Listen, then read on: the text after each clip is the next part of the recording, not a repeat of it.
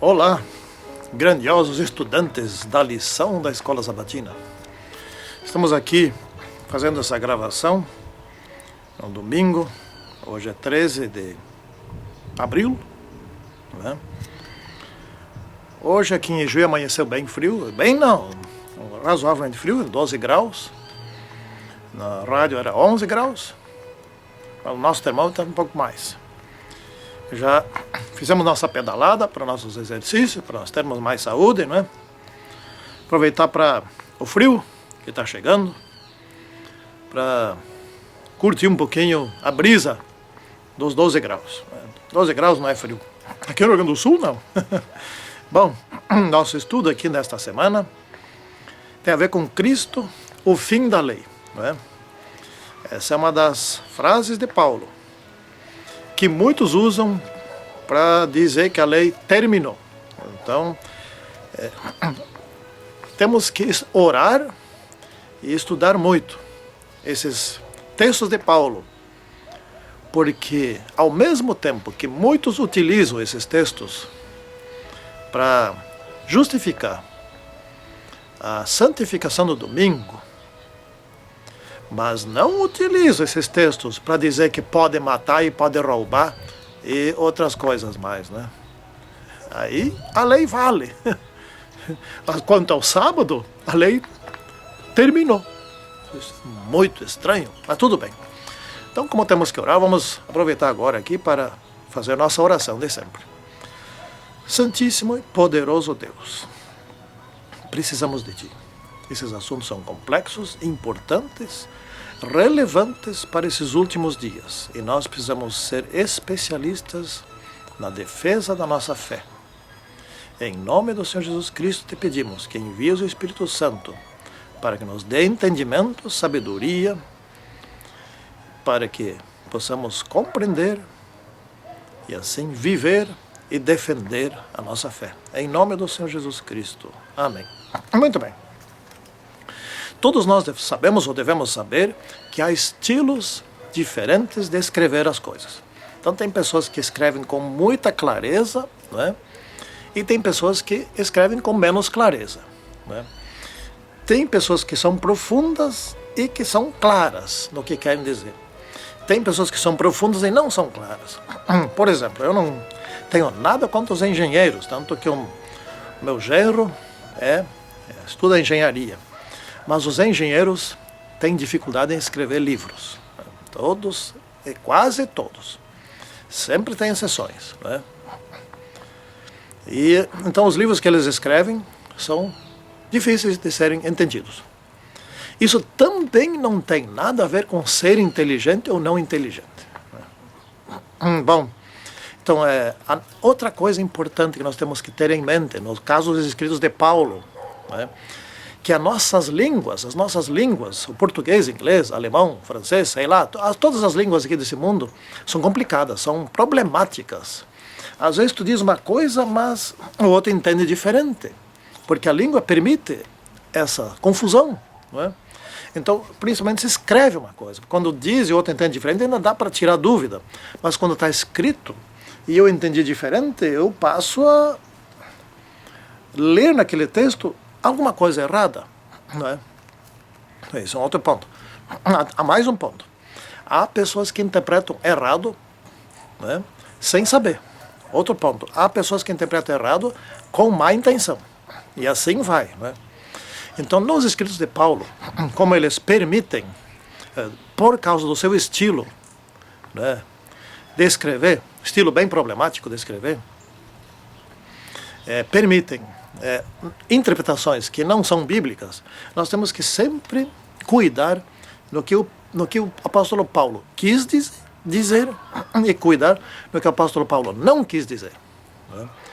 O que ele não quis dizer sempre é fácil de descobrir examinando a Bíblia como um todo, porque Paulo jamais escreveria alguma coisa que contradissesse algum ponto em outro lugar da Bíblia.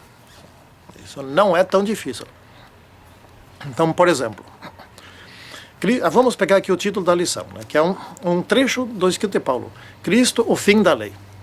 Bom, tem muitos pastores por aí, várias igrejas, denominações, Que com isso estão dizendo que por causa da vinda de Cristo, a lei não existe mais. Então, com Cristo a lei terminou, né? Bom, mas em outro lugar, Mateus capítulo 5, não é? O próprio Cristo disse que eu não vim para abolir a lei, eu vim para cumprir, isso quer dizer, eu vim para obedecer. Então Paulo jamais teria escrito esse trecho aqui, apesar de parecer, mas jamais ele quis dizer que Cristo é o fim da lei.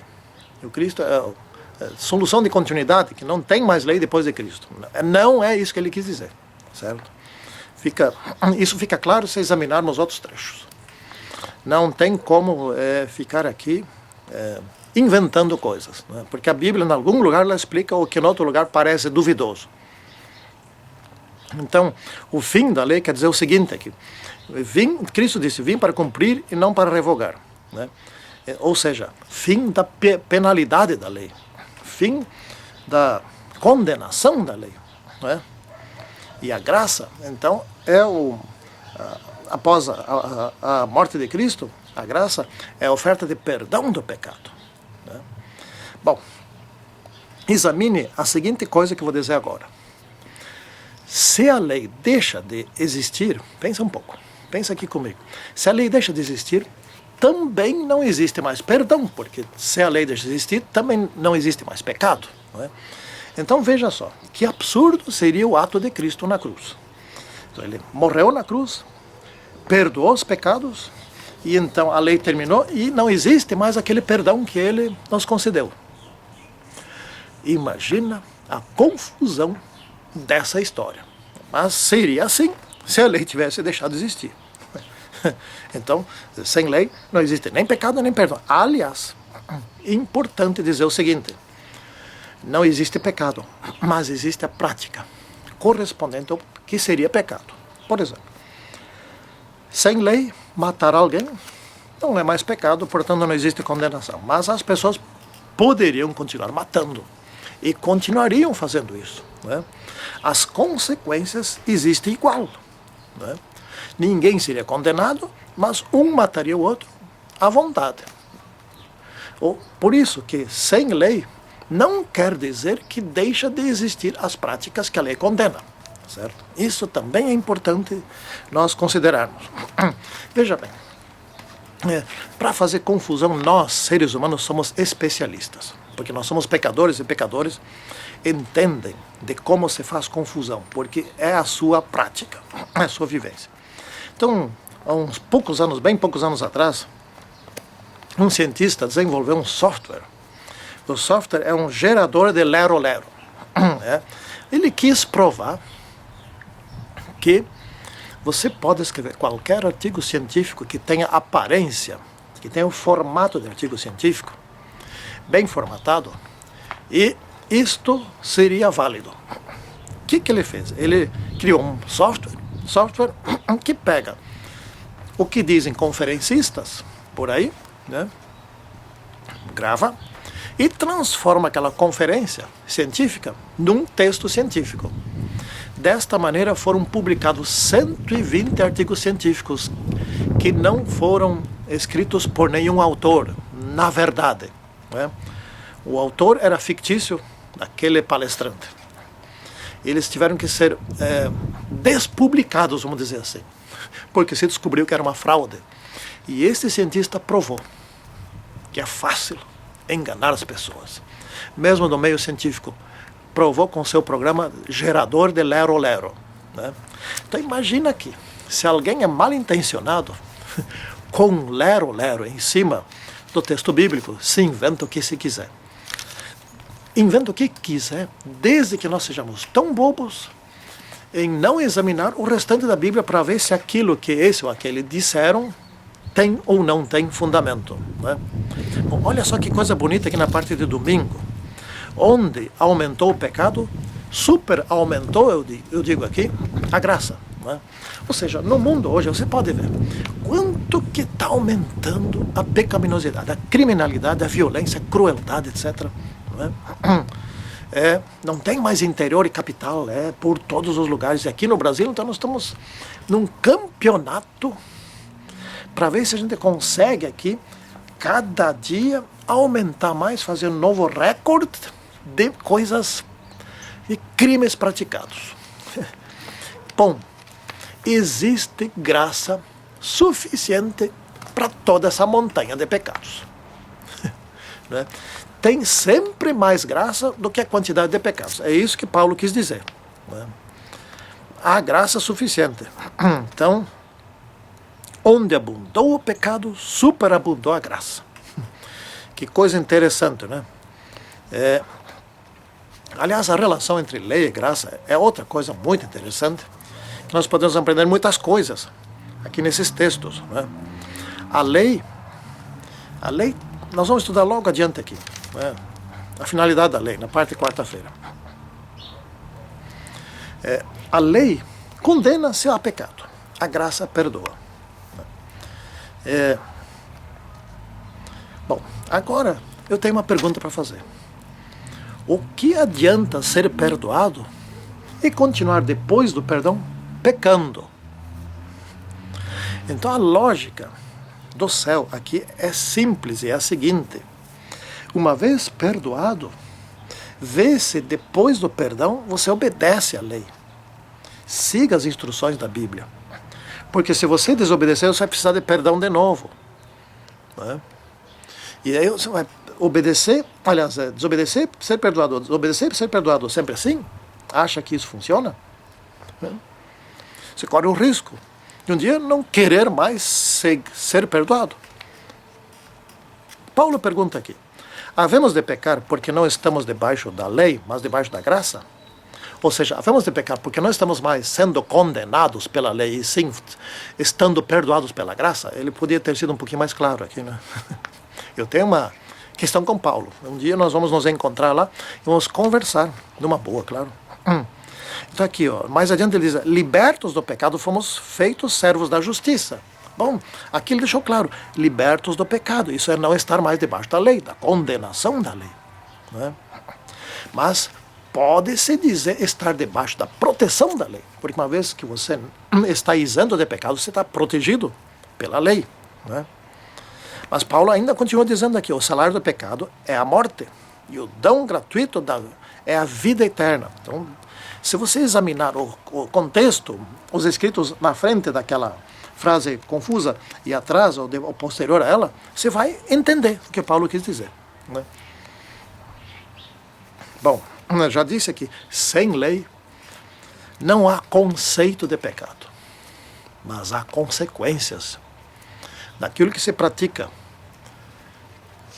que seria aquilo que a lei chama de pecado. Por exemplo, sem lei, já falei antes, né? Sem lei, matar alguém não é pecado. Né? Eu pergunto, então sem lei as pessoas vão deixar de matar? Não, pelo contrário, vão matar mais ainda, porque não tem condenação. Mas tem sofrimento por causa da morte, né? As pessoas vão chorar por causa das mortes, etc. As consequências persistem. Portanto, que bom que existe a lei. Né? Esse é o ponto importantíssimo. Né? Paulo exclamou aqui: miserável homem que eu sou. Quem me livrará do corpo dessa morte? Paulo aqui estava refletindo a seguinte coisa: bom, de mim, novo homem, eu não quero pecar. Mas quando eu vi, até já pequei, já cometi o pecado, eu preciso perdão outra vez, preciso me sujeitar ao arrependimento de novo, né? Eu faço esforço para não pecar, e quando eu peco. E assim vai. Bom, mas pelo menos deve existir uma experiência de santificação, ou seja, pecar cada vez menos, certos pecados e se libertando deles. Né? Então isso já é uma coisa boa. Aqui que Paulo exclama, né? Miserável homem que sou. Por que eu sou tão pecador que eu não consigo me livrar? Eu não quero pecar, mas quando eu já pequei. É bem assim que acontece comigo, com todos nós que somos pecadores. Vamos ilustrar aqui um pouquinho. Eu chamo de andar no limite, né? No limite do certo. Por exemplo, até que ponto se maquiar? Vamos falar em maquiagem, homens ou mulheres. É pecado e não é pecado. Qual é o limite da coisa? Né? Então nós estamos sempre querendo saber até que ponto eu posso ir que não é pecado. e nós mesmos criamos um limite, que, a partir do nosso conceito, e esse limite nós vamos empurrando cada vez mais para adiante, cada vez mais para a esquerda, não é? Então, o nosso conceito de pecado vai mudando ao longo do tempo. E nós achamos que estamos sempre dentro do limite. Vamos ilustrar isso aí um pouquinho. Nas pistas, né, das BRs, né, onde que eu posso andar? Eu posso andar na mão, dentro da mão, estando certo, até o limite da risca que separa uma faixa da outra. Né? Eu posso até ali. Eu não estou errado. Então eu posso andar bem do lado daquela faixa. Agora eu pergunto, por que não andar equilibradamente bem no meio da pista? Não é? Por que andar arriscando? Eu não estou errado, mas eu estou arriscando. Porque qualquer coisa eu passo do limite e já estou do outro lado. Né? E se algum outro pensa do mesmo modo e